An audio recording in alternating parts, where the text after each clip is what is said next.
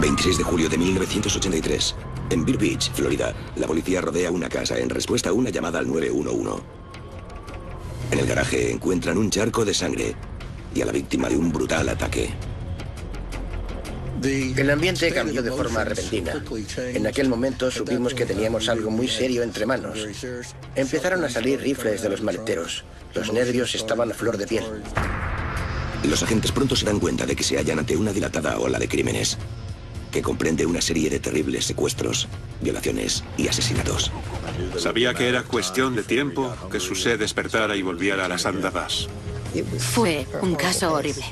Aún hoy sigue siendo el peor caso que conozco. Informe criminal. Primos y asesinos. En todo Estados Unidos, cada día se denuncian 2000 desapariciones. En la mayoría de casos, la persona en cuestión no tarda en aparecer sana y salva para alivio de sus seres queridos. Sin embargo, en raras ocasiones, se trata de algo más oscuro, que a veces incluye el secuestro y el asesinato. 1981. Vero Beach, Florida, una localidad turística en la costa del Atlántico.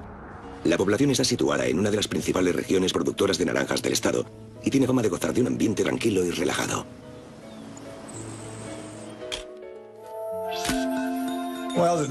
El índice de criminalidad estaba por debajo de lo normal. La mayoría de casos debían de ser por drogas y las típicas broncas del sábado por la noche. Muy pocos asesinatos. La familia Ling, originaria de Taiwán, acaba de llegar a Vero Beach. Pu Ling, de 57 años, es controlador de calidad en una planta de envasado de fruta. Primero llegó el señor Ling para establecer un hogar para su familia en Vero Beach. Estuvo aquí solo bastante tiempo y probablemente estaba más habituado a la cultura estadounidense. Más tarde vinieron su esposa, su hijo y su hija. Llegaban desde Taiwán a un país y una cultura diferentes, y debió de ser un importante periodo de adaptación para ellos.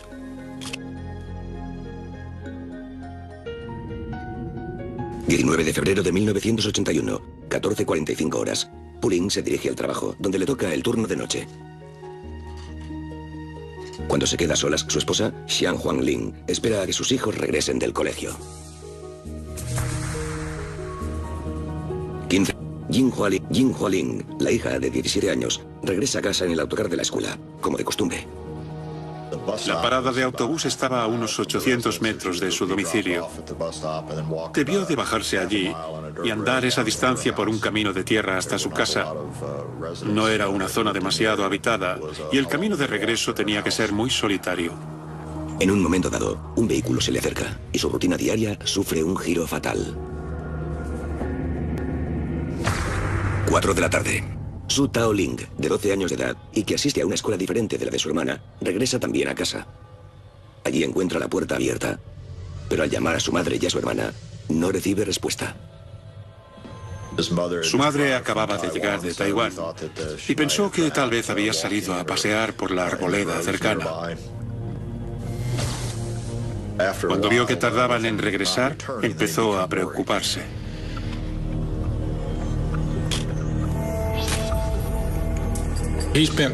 Pasó varias horas allí sin saber qué hacer. Por la noche, cuando vio que seguían sin aparecer, finalmente fue a casa de un vecino. El vecino localiza al padre de Su Tao en el trabajo. La policía no tarda en llegar e inspecciona el lugar de los hechos. Todos los indicios apuntan a que la madre y la hija no tenían intención de estar fuera demasiado tiempo. Cuando fui al domicilio, observé que el bolso de la señora Lin y todos sus efectos personales estaban aún allí. La mochila del colegio de la hija estaba justo al lado de la puerta principal. La aspiradora estaba en el centro de la habitación y seguía enchufada, como si alguien la hubiera estado pasando y hubiera salido de repente o le hubiera salir de casa.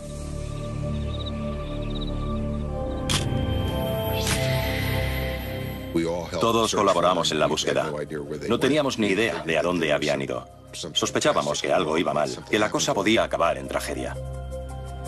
Dada la posibilidad de que se trate de un crimen, un forense recoge huellas dactilares y fotografía el domicilio. Si bien no hay signos de lucha en el interior, en el camino de la entrada hay marcas de arrastre que podrían apuntar a un secuestro por la fuerza. A la mañana siguiente, se distribuye entre la policía de todo el estado la denuncia de desaparición, junto con fotografías del señor Lin y de su hija. Pero transcurren días y semanas, y la policía sigue sin encontrar nuevas pistas sobre el paradero de ambas. El hecho de esfumarse por completo era una situación poco común aquí en nuestra zona. 15 de julio de 1981. No mucho después de la misteriosa desaparición de las Lin, una mujer de 35 años de edad, llamada Judy Daly, prepara el coche para ir a pasar el día a la playa. Las dos hijas pequeñas de Judy y una amiga de estas la acompañan.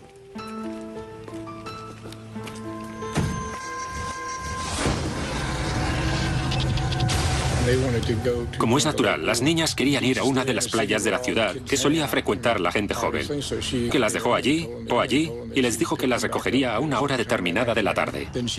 Y luego ella se fue a otra playa pública, algo más tranquila. Mientras Judy se relaja en esa playa apartada, una figura la observa a distancia antes de acercarse silenciosamente a su coche aparcado y forzar el capó. Estando en la playa empezó a controlar el reloj y pensó que ya era hora de recoger a las niñas. Subió al coche y cuando fue a ponerlo en marcha no arrancaba.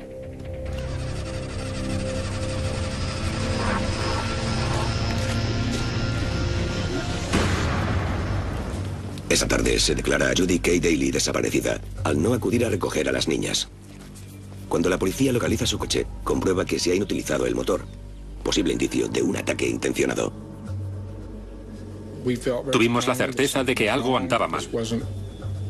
No se trataba de alguien que se hubiera ido por voluntad propia. En muchos aspectos, la escena lleva el mismo sello que lo ocurrido en el domicilio meses atrás. Todas sus cosas de la playa estaban en el coche. Del mismo modo que en la desaparición de la madre y la hija Lin, sus objetos personales se quedaron en casa. Una persona había desaparecido como si se la hubieran llevado del lugar sin más. Fotografían el coche de Judy y buscan huellas dactilares, pero la policía no encuentra pruebas de un posible secuestrador. Iniciamos la investigación y empezamos a interrogar a buen número de usuarios de la playa. Recuerdo que pasamos muchísimo tiempo buscándola, recorriendo algunas de las zonas de los alrededores, donde la maleza, los senderos y caminos llevan o bien al mar o al río, tratando de encontrar cualquier posible rastro de ella. La noticia de otra desaparición conmociona Vero Beach. En un lapso de unos pocos meses, en Vero Beach, 3 personas distintas parecen haberse desvanecido. Se trataba de una comunidad pequeña y muy unida. La gente se sentía muy inquieta. La policía pronto encontrará una pista fresca, lo que aumenta los temores de que esa tranquila localidad sea ahora el coto de caza de un asesino en serie residente en la zona. Julio de 1981. En Vero, Florida, la policía investiga 2 casos diferentes de desaparición.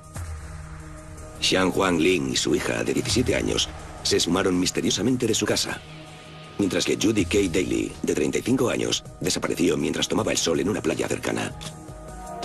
El caso Lin había ocurrido aproximadamente 6 semanas antes que el de Judy Kay Daly. En aquel caso creímos que es crimen, por lo que también contemplábamos una posible relación entre el caso Lin y el de Daly. Mientras prosigue la búsqueda de las 3 desaparecidas, la policía descubre la primera posible pista. Está relacionada con un extraño incidente ocurrido cerca de la misma playa donde Judy Kay Daly ha desaparecido.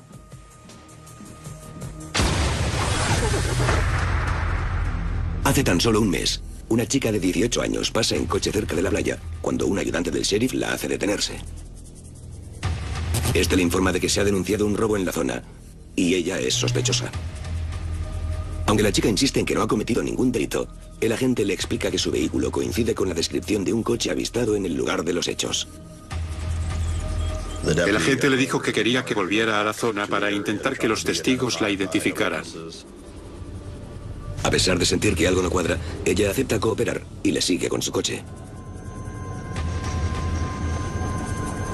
En un momento dado, el agente da un giro inesperado y abandona la carretera principal. Aquello la inquietó mucho. Ella pensaba que iba para ser identificada como sospechosa de un delito, y de repente cogieron un camino de tierra y terminaron en una zona muy solitaria. El camino acaba cerca de un río, y a la gente parece sorprenderse al encontrar a gente pescando en ese lugar, normalmente desierto. Le entró el pánico. Se puso muy nervioso cuando aquello ocurrió. Su actitud cambió por completo. Pasó a mostrarse muy asustado. Sudaba, estaba nervioso y quería salir de allí. Le devolvió el permiso de conducir y le dijo que los testigos que tenían que identificarla como cómplice del robo no estaban allí, que podía irse y regresar a casa. La chica encontró sospechoso el comportamiento de la gente y, acompañada de su padre, visita la oficina del sheriff local ese mismo día. Vinieron a la oficina y les tomamos declaración. Ella estaba muy alterada y nerviosa. Le muestran fotos de los agentes que podrían haber estado en la zona. Rápidamente señala a uno en particular, un lugareño de 27 años de edad llamado David Gore. David Gore es un hombre casado y con 2 hijos pequeños que suele trabajar en el mantenimiento de los campos de naranjos del lugar. Pero también es voluntario como auxiliar en la oficina del sheriff. A pesar de llevar uniforme, no se le permite parar a nadie si no es en la presencia de otro oficial. Además, no había ninguna denuncia de robo en la zona la mañana en que hizo detenerse a la chica. Cuando lo llamaron y le preguntaron al respecto, no dio ninguna buena razón para haber parado a la chica. No existía justificación para no comunicar al 911 que había detenido a alguien, ni tampoco para conducirla por un camino solitario. A la luz de los hechos, a Gore se le retira la placa. Pero ahora, un mes más tarde, y con Judy Kay Daly desaparecida en el mismo tramo de carretera, su nombre vuelve a entrar en escena. Además de sus sospechas, la policía se entera de que se le ha visto con frecuencia en la misma playa donde Daly fue a tomar el sol. Evidentemente, le interrogamos y él lo negó todo.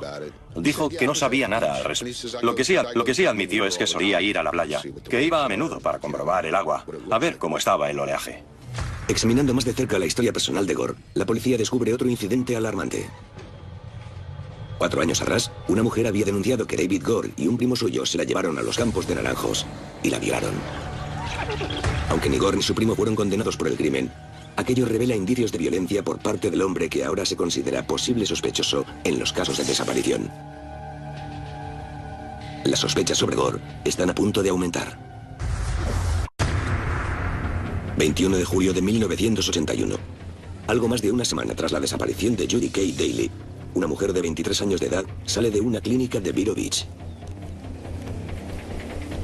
Cuando se dirigía a su coche, vio un movimiento en el asiento trasero. Cuando lo vio, gritó. Al parecer había alguien allí.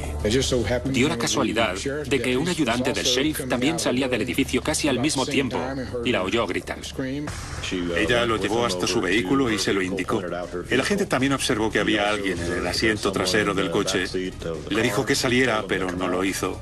Entonces sacó el arma, le apuntó y le ordenó a esa persona que saliera del coche.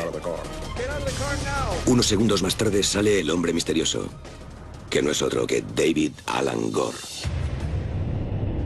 No llevaba camisa y tenía una bebida en la mano, un combinado con alcohol. El agente encuentra a Gore en posesión de un arma de fuego y de un par de esposas. Llevaba objetos encima que nos incitaron a creer que tenía intención de secuestrarla.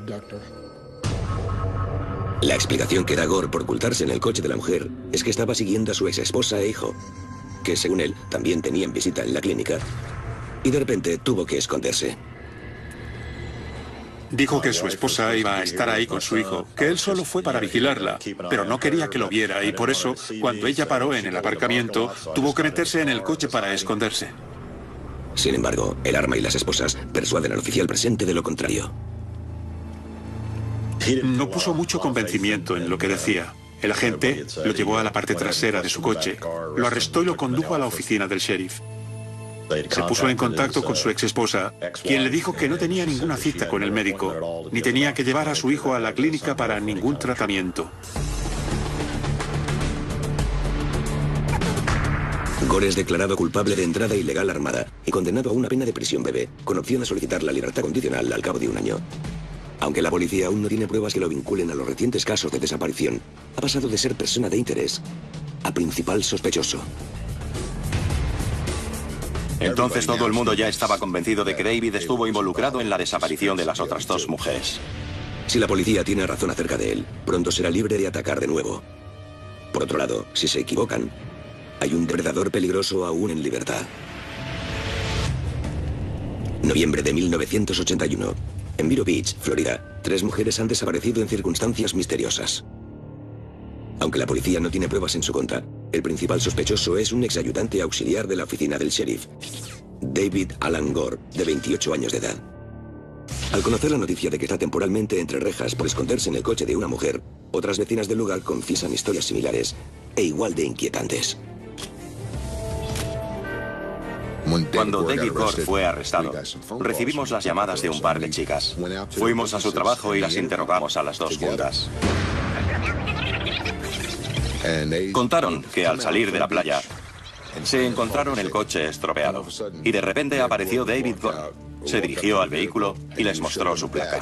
Les dijo que era ayudante del sheriff y que con mucho gusto las llevaría a por ayuda. Aunque las mujeres declinaron el ofrecimiento de Gore, los policías creen que esa fue probablemente la misma táctica que utilizó con la desaparecida Judy Kay Daly. Si están en lo cierto, hay que encontrar pruebas sólidas contra Gore antes de que salga de prisión. Gracias a una orden de registro, la policía obtiene el vehículo que solía llevar cuando trabajaba en Los Naranjales. Lo trasladan a un laboratorio de criminalística de la región, donde un experto lo examina minuciosamente. Primero se empieza con las fotografías. Se fotografía todo desde cada ángulo posible, utilizando la mejor luz que podamos conseguir para asegurarnos de que todo está bien iluminado. A partir de ahí se buscan los elementos evidentes. No se encuentran rastros de sangre ni huellas dactilares de las víctimas, pero aparece una posible pista bajo el salpicadero del coche. Había un radiotransmisor bajo el salpicadero del coche y se encontraron 2 cabellos que estaban enganchados en el pequeño soporte de la radio. Aunque todavía no se disponía de pruebas de ADN, los expertos comparan visualmente los cabellos con muestras tomadas de los cepillos proporcionados por los familiares de las desaparecidas. Sorprendentemente, los cabellos encontrados en el vehículo de David Gore parecen coincidir con los de las desaparecidas Xian Huangling y su hija de 17 años. Pero a pesar de confirmar las sospechas de la policía, sin una muestra más completa y, por supuesto, un cadáver para realizar comparaciones, es más que posible que las pruebas no se sostengan ante un tribunal. Paralelamente, la policía comienza a abordar a los miembros de la familia Gore en busca de información relacionada con las desaparecidas. Uno de esos familiares es el carismático primo de Gore, Fred Waterfield. Aunque con personalidades muy diferentes, la policía sabe que ambos hombres mantienen una relación muy estrecha desde la infancia.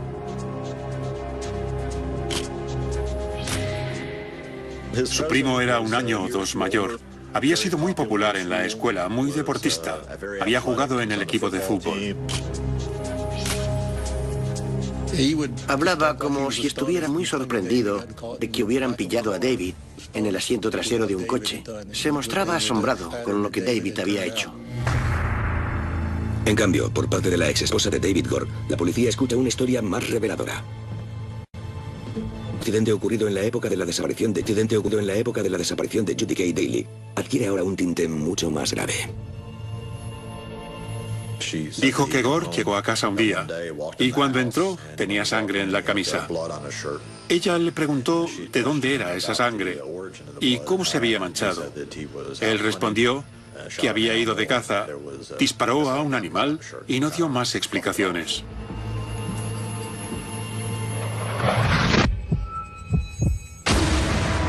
En marzo de 1983, David Gore sale de prisión tras haber cumplido su corta condena por entrada ilegal armada.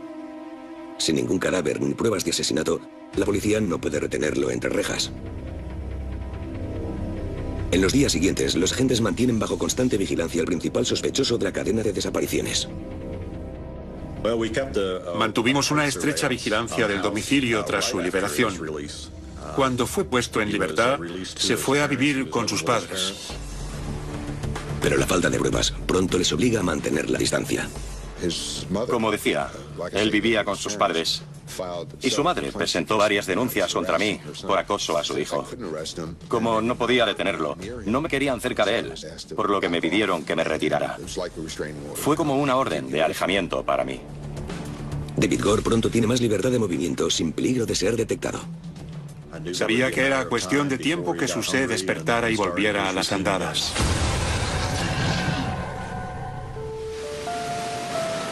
Julio de 1983.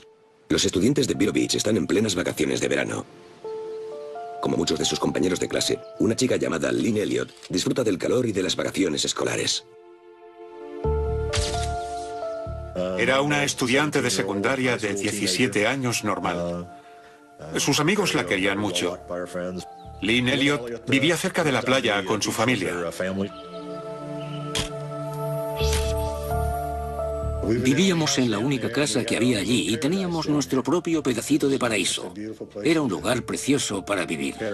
Teníamos un barco. Los niños podían nadar cuando querían. Formábamos una familia estupenda. Ella era nuestra única hija. Por aquel entonces yo tenía un negocio de reparación de televisores. Ella trabajaba para mí a tiempo parcial. Ir a la playa era una de sus actividades favoritas. 26 de julio. Es un caluroso día de verano y Lynn Elliott sale con su amiga de 14 años, Regan. Con la intención de pasar la tarde en una concurrida playa que está a poca distancia en coche, las dos deciden hacer autostop. Aquella fue la primera vez que lo hacían. Era solo una chiquillada, una tontería de críos. Si yo lo hubiera sabido, no las habría dejado, pero los chicos son así de confiados. Así son. No tarda mucho en parar un vehículo para llevarlas. 3 de la tarde.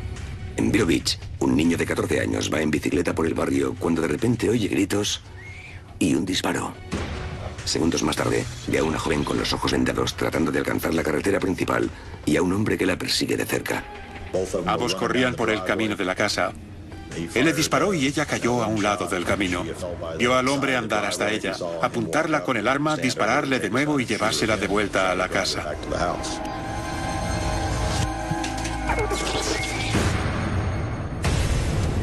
El sargento Phil Redstone está en su coche cuando recibe por radio el aviso sobre dicho altercado.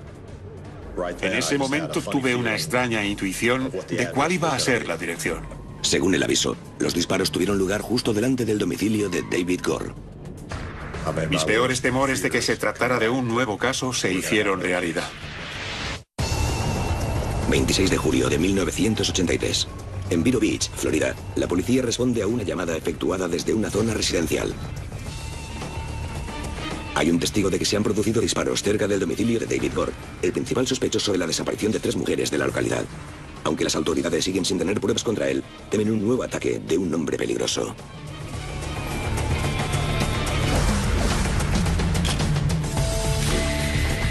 Dos agentes de patrulla uniformados y yo fuimos los primeros en hacer acto de presencia poco después de recibir el aviso. Llegamos al camino de entrada de la casa. Nos apostamos delante de ella y solicitamos refuerzos para establecer un cordón policial a su alrededor. Mientras la policía es pendiente de cualquier indicio de movimiento, llega otra llamada al 911. Una segunda persona también ha visto a un hombre persiguiendo a una mujer, pero en esta ocasión a 4 manzanas al este del domicilio de Gore. Algunos agentes se marchan para seguir la nueva pista. Pero a los pocos instantes se enteran de la verdadera naturaleza de la última llamada. No habíamos llegado muy lejos cuando la central pudo determinar que la llamada que nos mandaba hacia el este se había efectuado en realidad desde el mismo lugar de donde acabábamos de salir. Gore había visto a la policía allí y trataba de alejarla de su casa para poder huir. Aunque todavía no se ha visto ningún indicio de violencia, la policía está convencida de que David Gore se halla en el interior de la casa, posiblemente armado y peligroso. Teníamos las ventanillas bajadas y estábamos atentos por si oíamos gritos o disparos. Tratamos de entablar contacto con Gore en el interior de la casa para intentar conseguir que saliera. Probamos de devolverle la llamada. Utilizamos los altavoces de los coches patrulla. Llamamos a la puerta. No hubo modo de conseguir que respondiera. En el garaje, la policía se percata de marcas de ruedas recientes detrás del coche de Gore. Segundos después, otro descubrimiento confirma los peores temores de todos. Cuando me agaché para observar las marcas de los neumáticos, vi un pequeño charco de sangre en ellas. Mientras lo estaba contemplando, cayó una gota del maletero. En ese momento informé a gritos a los otros oficiales de lo que había visto. Entonces hicimos palanca para abrir el maletero. Literalmente lo forzamos.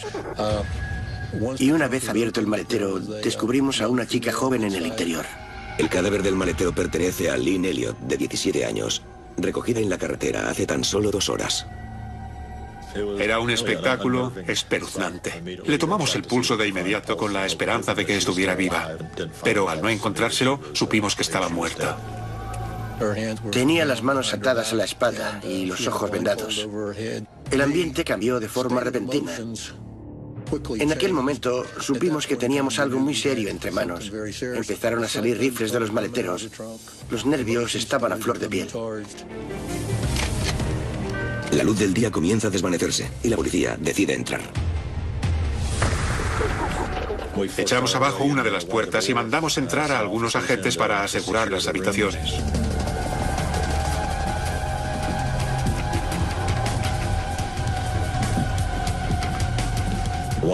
Una vez asegurado el primer piso, oímos un ruido que venía de arriba.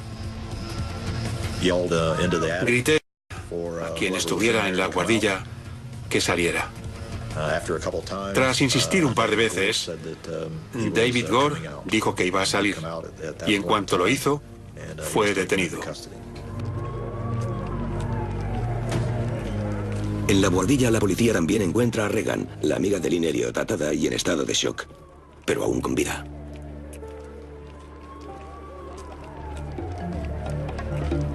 El forense David Curry entra en el domicilio de Gore para fotografiar la escena y ayudar en la búsqueda de pruebas.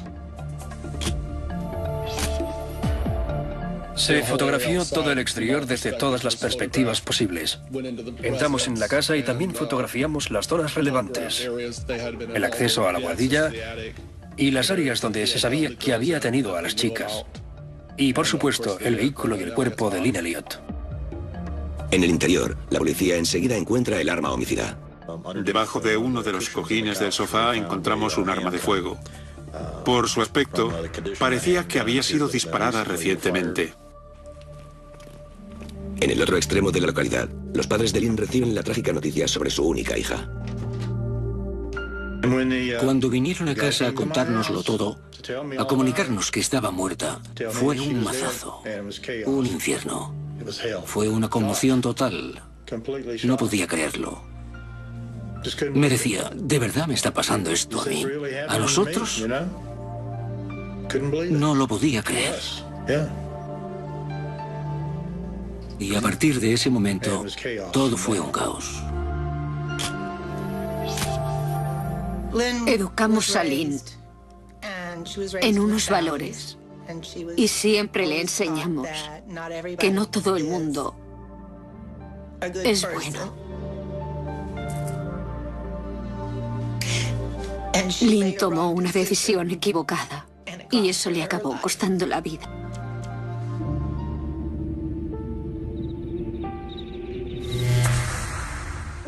En comisaría, la visión de los trágicos acontecimientos del día se vuelve más clara. Regan explica cómo ella y Lynn Elliott fueron recogidas y llevadas a casa de Gore a punta de pistola. Allí sufrieron abusos sexuales antes del intento desesperado de Lynn de escapar por el camino de entrada. Para la policía, el relato de Regan contiene una revelación sorprendente. David Gore no actuaba en solitario.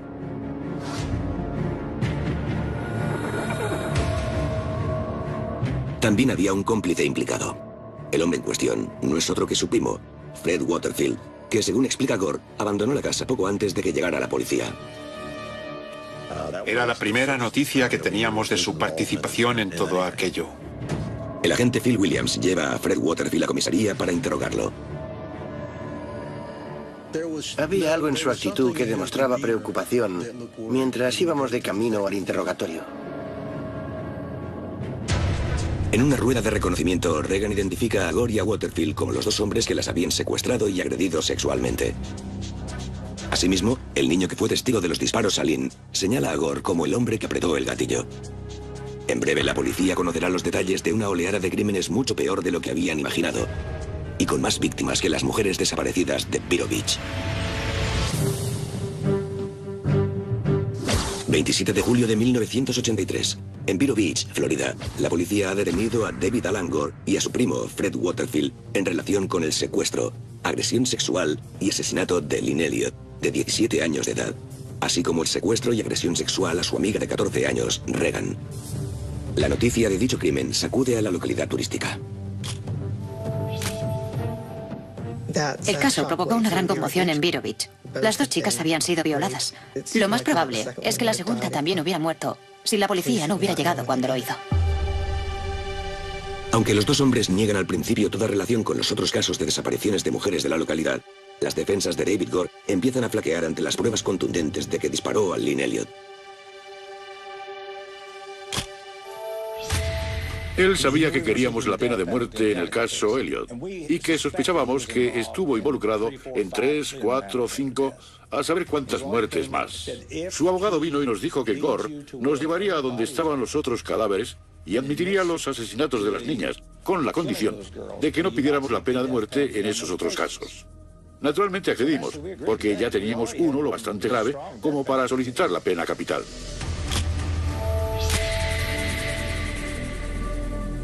A veces hay que pactar con el diablo. En una serie de confesiones, David Gore revela la brutal verdad tras una cantidad de desapariciones sin resolver, e inculpa a su primo Fred Waterfield de ser su cómplice durante muchos años. Admite haber vigilado a Jinhua Lin, de 17 años de edad, antes de secuestrarlas finalmente a ella y a su madre. Gore llevaba la placa de policía y convenció a la chica de que se había metido en algún lío y quería llevarla a su casa para explicarle la situación. Al llegar se encontró con que su madre estaba allí y por eso la secuestró a las dos. Cuando se disponía a salir del domicilio, cogió el teléfono y llamó a su primo Fred Waterfield y le dijo: "Tengo algo para ti". Gore declara que el móvil fue sexual. Llevaron a las mujeres a un campo de naranjos cercano, donde tanto él como su primo las violaron antes de asesinarlas. Aunque Waterfield sigue declarándose inocente, Gore alega que su primo fue en realidad el instigador de los ataques y que incluso le pagaba una recompensa por cada mujer que conseguía secuestrar.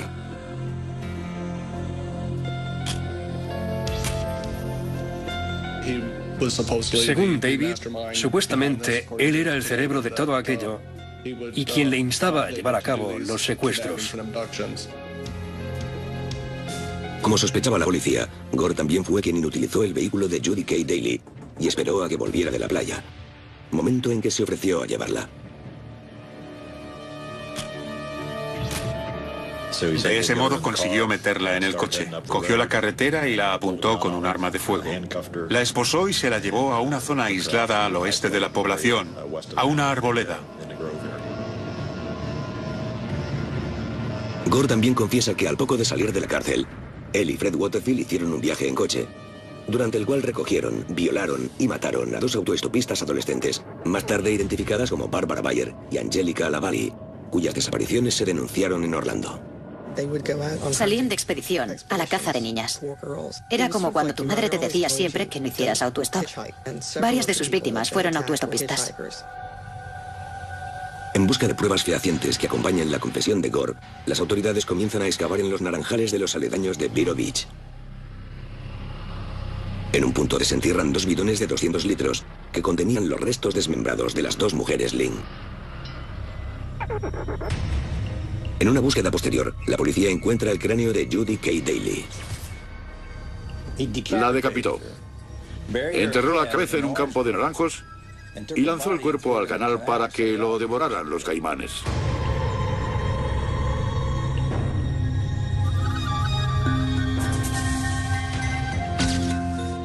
El 6 de marzo de 1984, David Gore es el primero en enfrentarse al juicio por las acusaciones iniciales de la muerte de Lynn Elliott y secuestro y agresión a su amiga Regan.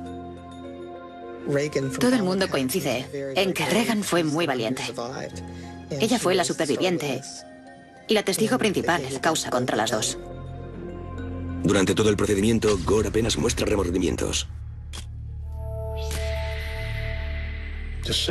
Estaba ahí sentado, sin ninguna expresión en el rostro. Prácticamente nada. Era como si nada le afectara.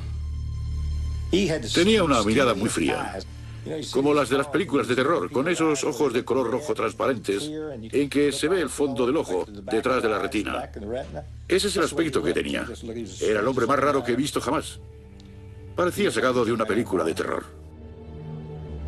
Después de un juicio rápido, David Gore es declarado culpable de todos los cargos y condenado a muerte en la silla eléctrica.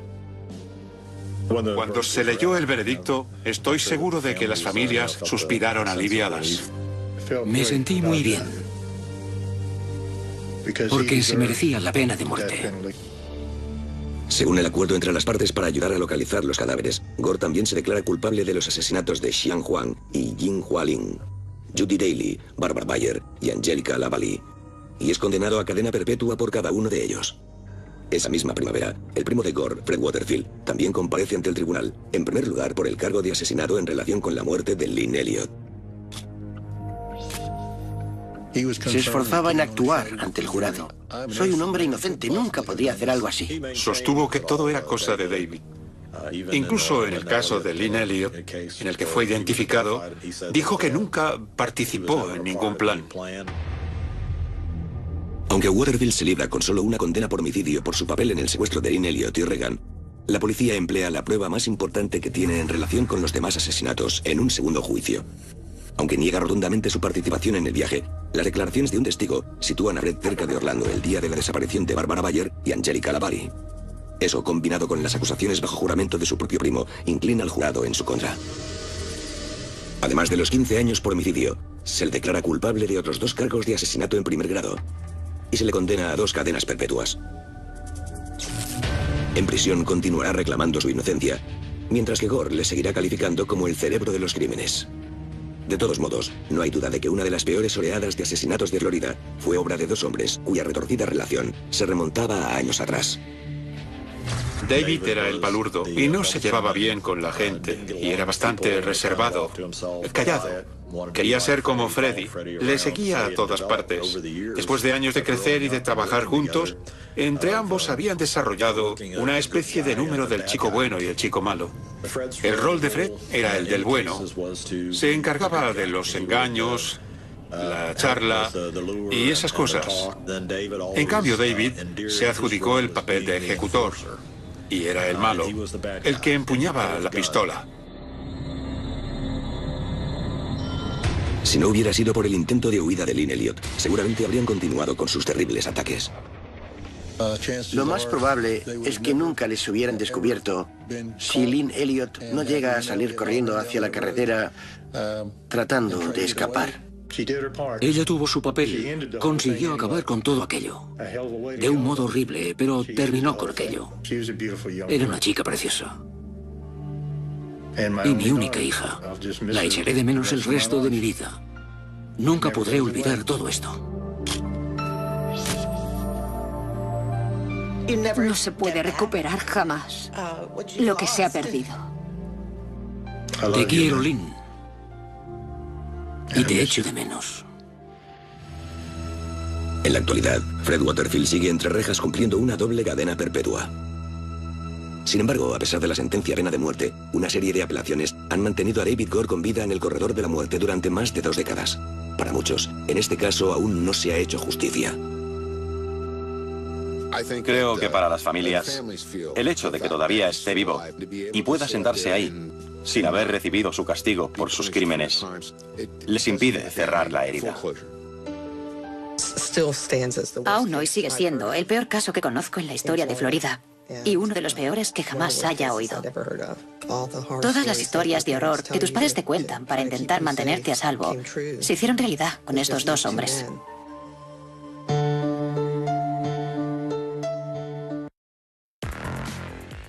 Y pensó que tal vez había salido a pasear por la arboleda cercana. Cuando vio que tardaban en regresar, empezó a preocuparse.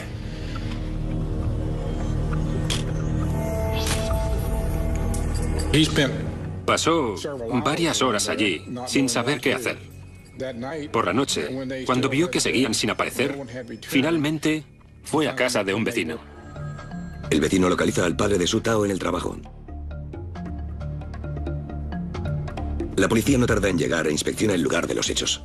Todos los indicios apuntan a que la madre y la hija no tenían intención de estar fuera demasiado tiempo.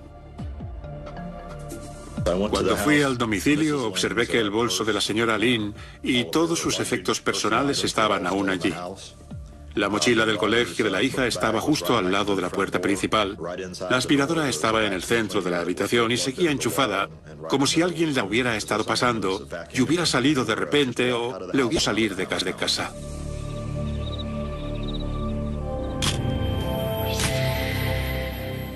Todos colaboramos en la búsqueda. Para ellos.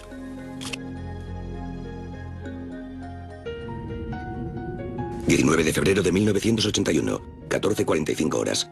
Puling se dirige al trabajo, donde le toca el turno de noche.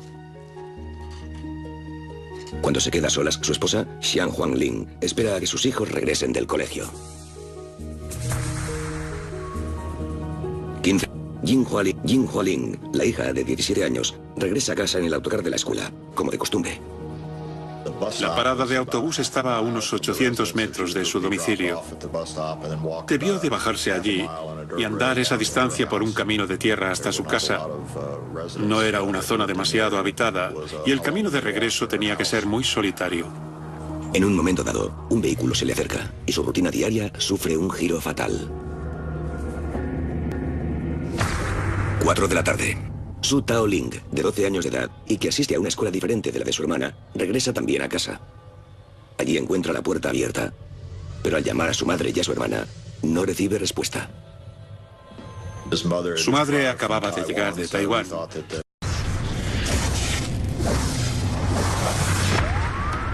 ...26 de julio de 1983... en Vero Beach, Florida, la policía rodea una casa en respuesta a una llamada al 911. En el garaje encuentran un charco de sangre y a la víctima de un brutal ataque.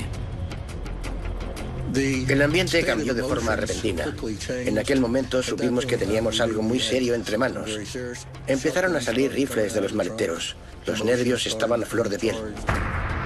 Los agentes pronto se dan cuenta de que se hallan ante una dilatada ola de crímenes, que comprende una serie de terribles secuestros, violaciones y asesinatos. Sabía que era cuestión de tiempo que su sed despertara y volviera a las andadas. Fue un caso horrible. Aún hoy sigue siendo el peor caso que conozco. Informe criminal. Primos y asesinos.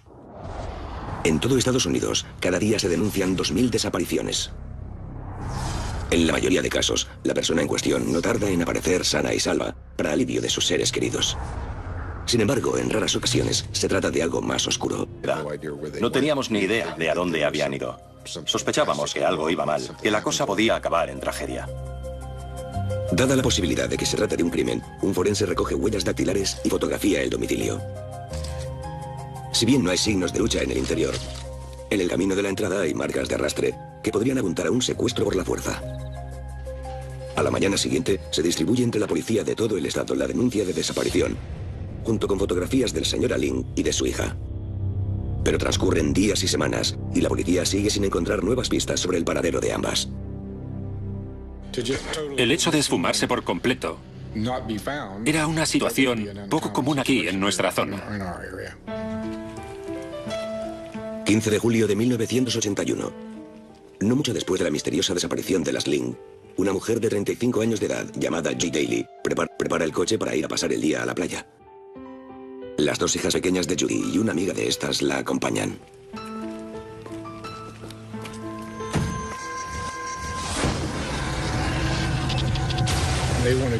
Como es natural, las niñas querían ir a una... que a veces incluye el secuestro y el asesinato. 1981. Vero Beach, Florida, una localidad turística en la costa del Atlántico. La población está situada en una de las principales regiones productoras de naranjas del estado y tiene fama de gozar de un ambiente tranquilo y relajado.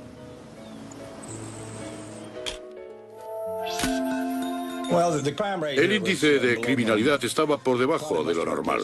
La mayoría de casos debían de ser por drogas y las típicas broncas del sábado por la noche. Muy pocos asesinatos. La familia Ling, originaria de Taiwán, acaba de llegar a Vero Beach. Pu Ling, de 57 años, es controlador de calidad en una planta de envasado de fruta. Primero llegó el señor Ling para establecer un hogar para su familia en Vero Beach. Estuvo aquí solo bastante tiempo y probablemente estaba más habituado a la cultura estadounidense. Más tarde vinieron su esposa, su hijo y su hija.